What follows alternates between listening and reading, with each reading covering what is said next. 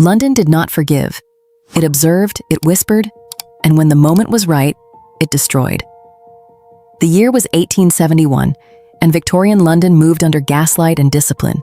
A city of polished boots, strict codes, and invisible rules that everyone obeyed without needing to speak them aloud. Behind velvet curtains, men built fortunes, arranged marriages, and erased inconvenient truths before they could reach daylight. But some lives refused to stay hidden. Ernest Boulton and Frederick understood the risks better than most. They were not careless, and they were not naive. They knew exactly what this city demanded, and more importantly, what it punished. And still, they chose visibility. Not by accident and not through some reckless impulse, but with intention. Every detail of their appearance was deliberate. Silk where there should have been wool, elegance where there should have been restraint, identity where there should have been conformity. They were not disguising themselves. They were assembling something honest in a world built on performance.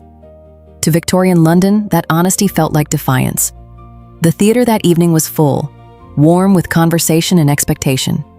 Gentle laughter moved through the room, gloves brushed against polished railings, and the audience fixed its attention on the stage, unaware that the real tension had already begun to build among them. Ernest moved with calm precision, never drawing attention, and yet impossible to ignore once seen. Frederick carried something sharper, a restless edge beneath the surface that made his presence more volatile, more noticeable to the kind of eyes trained to detect difference. They spoke softly, smiled when required, and existed with a confidence that did not belong to men trying to disappear. Because they were not trying to disappear. And in 1871, that alone was enough. At first, it was only glances. Then the glances held a second longer than they should have. Recognition replaced curiosity, and curiosity shifted into something colder, something that demanded explanation. Not because anyone had witnessed a crime, but because something did not fit. Victorian society depended on order, on clearly defined roles that could be recognized at a distance and understood without question. What could not be categorized became unsettling, and what was unsettling quickly became dangerous. By the time the performance ended, the decision had already formed, not through evidence but through consensus. Not by Ernest, not by Frederick. By the men who believed order had to be protected. Outside, the night air cut through the warmth of the theater. Carriages rolled past in steady rhythm, hooves striking stone, wheels grinding softly against the street. The city moved as it always did, indifferent on the surface, precise underneath. Then the moment shifted. Voices interrupted the rhythm. Hands moved with authority. The quiet structure of the evening broke without warning, but not without purpose. The arrest was controlled, almost restrained, as if it had been anticipated long before it happened. There was no chaos, no confusion, only the firm application of a decision that had already been made. Ernest did not resist. His stillness held. Frederick reacted for a fraction of a second, a flash of tension that disappeared just as quickly, replaced by the same understanding. This was no longer about what they had done. It was about what they represented. And in Victorian London, representation could be more dangerous than action. They were not taken as individuals leaving a theater. They were taken as evidence, as living proof that something existed outside the structure the city depended on. Something undefined, something visible, something that could not be easily controlled. And in 1871, anything that could not be controlled had to be examined, publicly.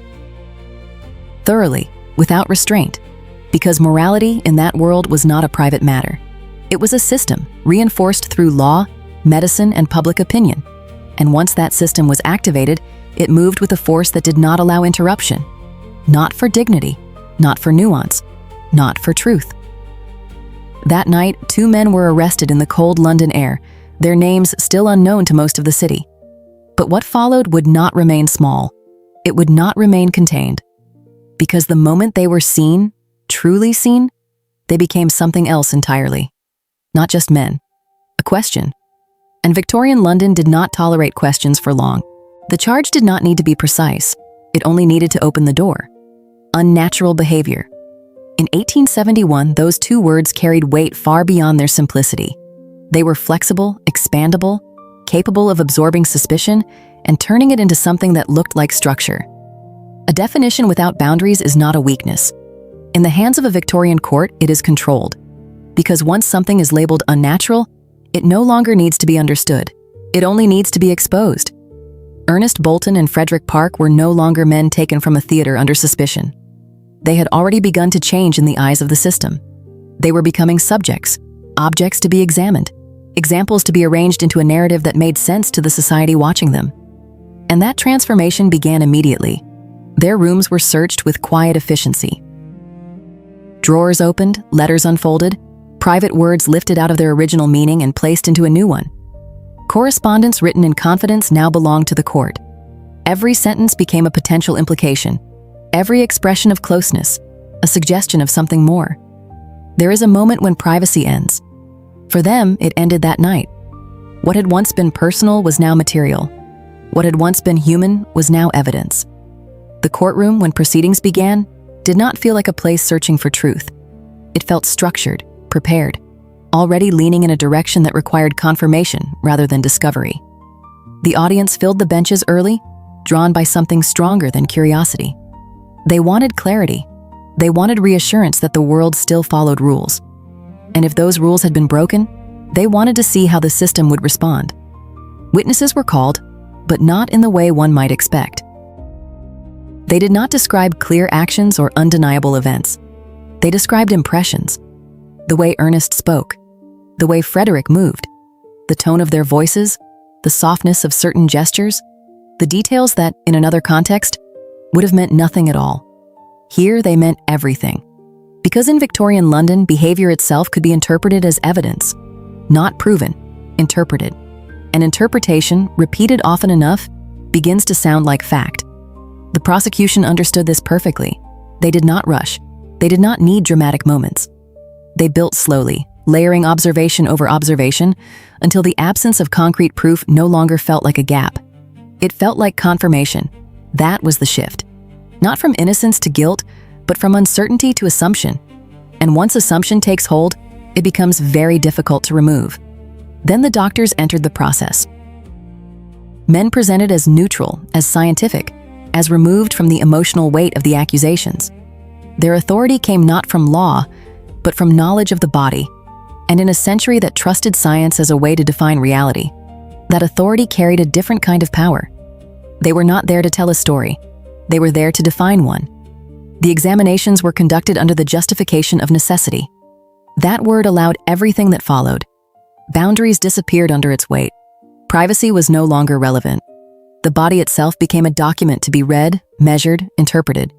There was no dignity in the process, only procedure. Reports were written in careful language, structured to sound certain even when they were not. Observations were framed as conclusions, possibilities presented as likelihoods, and the absence of clear evidence was quietly filled with suggestion. Because the goal was not clear, it was reinforcement. Each statement added weight to the idea that something was present, even if no one could define it precisely. And for the audience, for the court, for the society following the case, that was enough. Uncertainty had been given form. Ernest remained controlled throughout. His silence was not empty. It was deliberate, a refusal to participate in a narrative that would use his own words against him. He understood, perhaps earlier than anyone else, that nothing he said could exist outside the structure already being built. So he said as little as possible. Frederick struggled more visibly. The constant observation, the repetition of suggestion, the slow construction of a version of himself that he did not recognize began to press against his composure. His reactions, small as they were, did not go unnoticed. They were recorded, interpreted, used. Because in a trial like this, reaction becomes evidence just as easily as action. The prosecution continued to build, carefully, patiently, never allowing the momentum to break. They did not need to prove a single undeniable act. They only needed to make the alternative feel impossible. That was the real strategy, not proof, pressure. Day after day, the line between private life and public judgment disappeared further. Conversations that had once belonged to quiet moments were now spoken aloud, analyzed, reshaped. Relationships were no longer understood through trust or emotion, but through suspicion and interpretation. Nothing remained untouched. Nothing remained protected. And in 1871, that was the most powerful message of all. If the court could reach this far into the lives of Ernest Boulton and Frederick Park, It could reach into any life. That understanding settled quietly into the minds of those watching. It did not need to be spoken. It felt. The defense attempted to push back, to reintroduce the idea that suspicion is not proof, that interpretation is not fact. They questioned the witnesses, challenged the doctors, and pointed to the absence of clear evidence. But they were not fighting individual claims. They were fighting accumulation. And accumulation is difficult to dismantle once it has been accepted, because it feels complete, even when it is not. By the time the proceedings reached their midpoint, the case had already taken shape in the public mind. It was no longer about what could be proven in a legal sense. It was about what had been established socially, what had been repeated often enough to become real. Ernest and Frederick stood at the center of it, but they no longer controlled it. They had become the surface of something much deeper, a system demonstrating its reach, a society testing its boundaries, and a question formed beneath everything that had been said, everything that had been shown. Not whether they were guilty, but how far the court was willing to go to define what guilt even meant. And the answer, by that point, was already becoming clear. Far enough to make private life disappear, completely. There is a moment in certain trials when the facts stop moving. Everything continues on the surface. Witnesses speak, papers are passed, voices rise and fall in controlled rhythm. The structure remains intact. The process appears to function exactly as it should, but underneath, something changes. The outcome no longer depends on what is being proven. It depends on what has already been accepted. For Ernest Boulton and Frederick Park, that moment arrived quietly, without announcement, somewhere between repetition and expectation.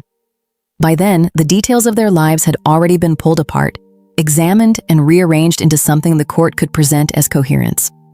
They were no longer being understood. They were being defined. In 1871, Victorian London did not need full clarity to reach a conclusion. It needed alignment. Behavior, appearance, tone, association, all of it placed together until it formed an image that felt complete. And once that image felt complete, it replaced reality. The courtroom reflected that shift. The questions changed, not in wording, but in intention. They were no longer searching for information. They were reinforcing a structure already in place. Every answer, regardless of its content, was absorbed into the same direction. That is how narratives harden, not through proof, through repetition that leaves no space for alternatives. Ernest understood the change before most. His stillness became sharper, more deliberate, almost architectural in its precision. He no longer reacted to the flow of the trial. He existed within it without feeding it, as if he had accepted that any visible response would only strengthen the version of him being constructed. Silence, in that space, was not absence. It was resistance. Frederick resisted differently. There was still movement in him, still a refusal to fully withdraw. His expressions, his posture, the small shifts that could not be controlled completely, all of it remained visible. And visibility in that courtroom was dangerous, because every visible detail could be interpreted. And interpretation, once repeated, becomes structure. The prosecution leaned into that structure without needing to force it. They no longer pushed aggressively. They allowed the accumulated weight of previous statements to carry the argument forward. A raised eyebrow, a pause, a carefully timed question, these became more effective than direct accusation. They did not need to prove anything new. They only needed to maintain direction. Witnesses continued to appear, but their purpose had shifted. They were no longer adding information. They were reinforcing tone. Each testimony echoed the previous one, not in exact detail, but in implication. The same impressions, the same descriptions, the same subtle insistence that something was present, even if it could not be precisely named. Consistency replaced evidence, and consistency to an audience feels like truth. The doctors returned as well, their authority now more firmly established. Their earlier statements, uncertain in substance, had gained weight through repetition. What had once sounded like possibility now sounded like confirmation, not because the content had changed, but because it had been accepted. That is the power of expectation. Once an idea fits the structure people are looking for, it becomes easier to believe each time it is repeated. The defense recognized the shift and attempted to disrupt it. They focused on gaps, on the lack of direct proof, on the difference between interpretation and fact. Their arguments were precise, carefully constructed, rooted in logic. But logic requires openness, and by this point the room was no longer open. It had already begun to close around a shared understanding, one that did not need to be spoken aloud to be effective. Ernest and Frederick felt that closure in different ways. For Ernest, it confirmed what he had already concluded, that the trial was no longer a space where truth could operate independently. It had become something else, a mechanism designed to stabilize uncertainty by creating definition, even where none existed. For Frederick, the realization came more gradually. The effort to push against the narrative, to remain present, to assert something unspoken but undeniable, began to lose its ground. Not because he was wrong, but because the structure around him did not allow for it to matter. That is the quiet violence of a system like this. It does not need to silence you directly. It only needs to make your voice irrelevant. The audience played its part without needing instruction. Their attention, their reactions, their presence in the room all contributed to the weight of the narrative. They were not passive observers. They were participants in the process of reinforcement. Each day they returned, they confirmed that the trial mattered. And the more it mattered, the more it needed to deliver something definitive. That expectation pressed down on every part of the proceeding. By now, the case had moved far beyond its original question. It was no longer about what Ernest and Frederick had done, or even about whether anything could be proven in a strict legal sense. It was about whether Victorian society could identify and define what it feared, and more importantly, whether it could contain it. That is where the real tension lived, not in the evidence, but in the possibility that the evidence might never be enough. Because if it was not enough, then the boundary remained unclear, and an unclear boundary is a threat to order. The prosecution understood this, even if they never stated it directly. Their role had become less about argument and more about preservation, maintaining the structure that had already been built, ensuring that it did not fracture under scrutiny. The defense pushed, but each push met a surface that no longer shifted easily. The room had stabilized, not around truth, around agreement. And once agreement takes hold, it becomes self-sustaining. Ernest and Frederick stood within that agreement, no longer shaping it, no longer able to redirect it, only able to endure it. They had become symbols, not through choice, but through necessity. A system needed them to represent something. And once assigned, that role does not release easily. Because symbols are more useful than people. They are simpler. They are easier to control. And in 1871, control was the only outcome that truly mattered. The trial continued, the structure held, and the question that had once seemed central began to fade. Not whether they were guilty, but whether it even mattered anymore. By the time the trial reached its peak, privacy had already disappeared. Not gradually, completely. What had begun as suspicion had turned into exposure, and not the careful kind that still respects limits, but something total, something that moved without hesitation and without restraint. Every layer that once separated the individual from the public had been removed, and nothing replaced it. Ernest Boulton and Frederick Park were no longer being examined. They were being displayed. That was the shift, not legal, cultural. The courtroom no longer felt like a place where decisions would be made. It felt like a stage where something had to be confirmed, something that had already taken shape in the minds of the people watching. The proceedings continued with structure and order, but beneath that order was something far less controlled: expectation. And expectation does not wait for evidence, it consumes it. Letters were read again, not because they revealed anything new, but because repetition deepens impact. Words written in private moments now echoed across the room, detached from their original meaning, sharpened by tone, reshaped by context. What had once been intimate was now performative. That is what exposure does. It transforms. Relationships were not described as they had been lived. They were reconstructed as patterns, as sequences that could be aligned with suspicion. Every connection became a thread, and every thread was pulled until it fit into the same fabric. There was no room left for contradiction, only alignment. The audience no longer leaned forward in curiosity. They settled into something more stable, something closer to certainty. The early uncertainty had been replaced by a quiet agreement, a sense that what they were witnessing had already been understood, even if it had not been fully proven. And in 1871, that distinction did not matter as much as it should have, because belief, once established, does not require constant validation. It requires reinforcement. The press played its role with precision. Reports spread beyond the courtroom, moving through London faster than the facts themselves. Details were condensed, simplified, sharpened. Complexity was reduced to clarity, and clarity, even when incomplete, travels easily. By the time most people heard the story, they were not hearing what had happened. They were hearing what it meant. And meaning, once assigned, becomes difficult to reverse. Ernest remained composed, but the stillness that had once felt like control now carried something heavier: endurance.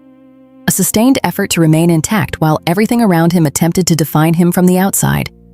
He had stopped engaging entirely with the flow of the trial, as if he understood that participation only fed the structure, so he gave it nothing. Frederick's presence changed in a different way. The sharpness had softened, not into submission, but into awareness. The kind of awareness that comes when resistance no longer shifts the outcome, when every reaction becomes part of the mechanism pressing against you. He was still there, but he was no longer fighting the same way, because by now it was clear. This was not a space designed for resolution. It was a space designed for demonstration. The prosecution did not escalate dramatically. It did not need to. The structure they had built was already carrying the weight of the case. They moved within it carefully, adding pressure where needed, reinforcing points that had already settled into the collective understanding of the room. They were not building anymore. They were maintaining. And maintenance at this stage is more powerful than construction. The doctor's testimonies returned again, not as new information, but as confirmation. Each repetition made their earlier uncertainty feel less visible, less relevant. The language remained measured, controlled, but the effect was cumulative. Possibility began to sound like certainty, not because it had changed, but because it had been heard enough times. The defense continued its effort to disrupt that rhythm. They pointed to inconsistencies, to the absence of direct proof, to the distance between interpretation and fact. Their arguments were structured, logical, grounded in principles that, under different conditions, might have shifted the direction of the trial. But this was no longer a trial driven by balance. It was driven by momentum. And momentum does not pause to reconsider. It moves forward until something stops it. Nothing at this point was stopping it. The deeper impact of the case was no longer confined to the courtroom. It spread outward, quietly reshaping the way people thought about privacy itself. If the lives of Ernest Boulton and Frederick Park could be opened so completely, examined without limit, discussed without restraint, then the boundary between public and private was no longer stable. It had been crossed. And once crossed, it does not easily return. That realization settled beneath the surface of the city. Not everyone could articulate it, but many could feel it. A subtle shift in awareness, a recognition that the system did not only respond to actions, it responded to identity. And identity, once questioned, could be taken apart piece by piece until nothing remained untouched. That is what the trial had revealed. Not just the vulnerability of two men, but the reach of a system that did not need to prove everything. It only needed to show that it could look everywhere, at everything, without limit. By the final days, the atmosphere in the courtroom had stabilized completely. There was no longer tension in the traditional sense, no sharp uncertainty about what might happen next. Instead, there was a steady pressure, a sense that everything had already been decided in principle, even if the formal conclusion had not yet been delivered. That is the final stage of exposure, when the outcome feels inevitable, not because it has been proven, but because it has been accepted. Ernest and Frederick stood at the center of that acceptance, no longer shaping it, no longer resisting it in visible ways, simply existing within it. They had been reduced, not in their own reality, but in the way that reality was being presented. From individuals to symbols, from lives to evidence. And once that transformation is complete, it becomes very difficult to reverse, because the system no longer needs you as a person. It needs you as a meaning. And meanings, once established, tend to survive long after the people attached to them are gone. The trial approached its conclusion, the structure remained intact, and the question that had once seemed central faded almost entirely. Not whether they had done something, but whether it had ever truly mattered.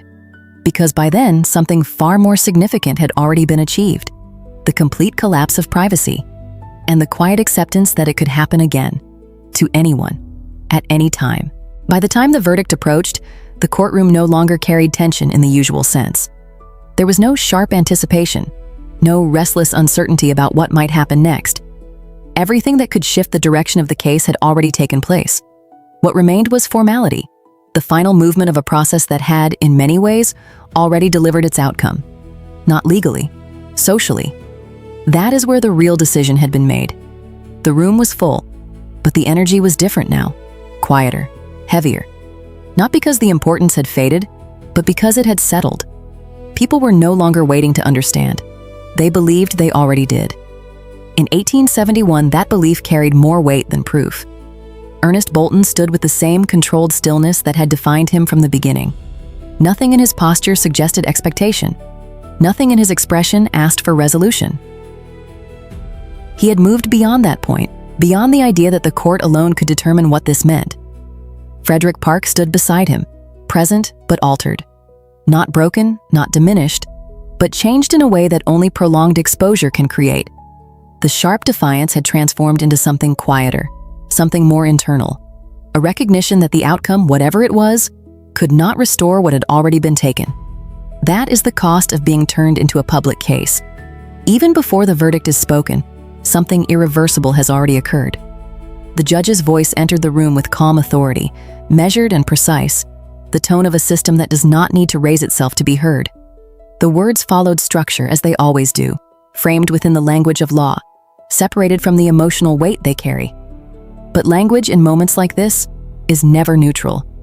It delivers more than meaning. It delivers consequence. The decision came clearly, not guilty. 2 words, simple in form, absolute in delivery. And for a brief moment, there was silence. Not confusion, not disbelief, something else. A pause where the structure of expectation meets the reality of outcome, where what has been assumed collides with what has been declared. It did not last long, but it was enough to be felt, because the verdict did not align perfectly with the narrative that had been built. And when that happens, the system adjusts. Quickly. The meaning of the decision began to shift almost immediately, not in the official record, but in the interpretation surrounding it. Not guilty did not erase suspicion. It did not dismantle the structure that had been constructed over weeks of exposure. It simply changed its shape. That is how narratives survive contradiction. They adapt. Ernest and Frederick were no longer defined by the possibility of conviction. They were defined by the fact that they had been examined, that their lives had been opened completely, that every private detail had been subjected to public scrutiny. And that does not disappear with a verdict. It remains. The courtroom began to move again, slowly at first, then with growing momentum. Conversations resumed in low voices, glances exchanged, interpretations forming in real time. The official outcome had been delivered, but the social outcome continued to evolve, because society does not follow the law as closely as it follows meaning, and meaning had already been established. Ernest did not react outwardly. His composure held, but it no longer served the same purpose. There was no resistance now. It was far away. A quiet separation from the process that had attempted to define him, an understanding that participation, even in victory, would only extend the reach of what had already been done. Frederick's reaction was more visible but still controlled. A subtle release of tension, not relief in the traditional sense, but the recognition that one form of pressure had ended, even if others would continue. Because the end of a trial is not the end of its consequences, especially not in Victorian London. Outside the courtroom, the city continued as it always had. Carriages moved, streets filled, conversations carried on as if nothing had changed. But something had changed. Quietly, fundamentally. The case had revealed something that could not be unseen. Not about 2 men, about the system itself. It had shown that private life could be accessed, dissected, and redistributed under the authority of law and reinforced by the voice of society. It had shown that identity, once questioned, could become the center of a process that did not require clear definition to proceed. It had shown reach. That was the real outcome, not the acquittal, the demonstration. In 1871, the court had proven that it could go as far as it needed to go, not to establish truth, but to establish control. It did not need to secure a conviction to achieve that. The process itself was enough. Because once people understand that exposure is possible, that it can be total, that it can happen without clear limits, behavior changes. Quietly, consistently. That is how control extends beyond the courtroom. Ernest Boulton and Frederick Park walked out without a legal mark against them. No sentence, no formal declaration of guilt, no official record that defined them as criminals. But they did not walk out untouched. No one does. Their names had already moved through Victorian London, carried by newspapers, conversations, and the quiet network of social judgment that operates without needing formal structure. They had become known not as individuals but as a case, as something that had been examined and discussed and positioned within a broader understanding of what was acceptable. You cannot return from that. Not fully. Anonymity, once lost in that way, does not rebuild itself. The system had not convicted them, but it had done something else with precision. It had defined the boundaries of its own power. It had shown that it could enter private life without resistance, that it could question identity without needing complete clarity, that it could sustain a narrative long enough for it to become reality in the minds of those watching. That is more durable than a verdict, because verdicts exist in records, power exists in behavior, and behavior changes slowly, then permanently. The courtroom emptied, the voices faded, and the formal end of the case settled into place. But what remained did not leave with the people who had been present. It stayed, in the way people thought, in the way they watched, in the way they understood the distance between themselves and the system that governed them. That distance had become smaller, noticeably, and once reduced, it does not easily expand again. Ernest and Frederick moved forward from that moment, but forward did not mean free from it. The trial followed them, not as a legal burden, but as a social imprint, something that existed in memory, in perception, in the subtle ways others responded to their presence. That is the part the verdict cannot touch, the part that lasts, because the most significant outcome of the case was never written in the final decision. It was written in what people accepted as normal, in what they allowed, in what they began to understand as possible. That is where the real shift occurred. And shifts like that do not announce themselves. They settle, quietly, until they become part of the structure everyone lives inside. The case of Ernest Boulton and Frederick Park ended without conviction. But it did not end without consequence. Because in 1871, Victorian London did not need to prove everything to control something. It only needed to show that it could. And once that is understood, the question is no longer who was guilty. It becomes something far more unsettling. Who could be next?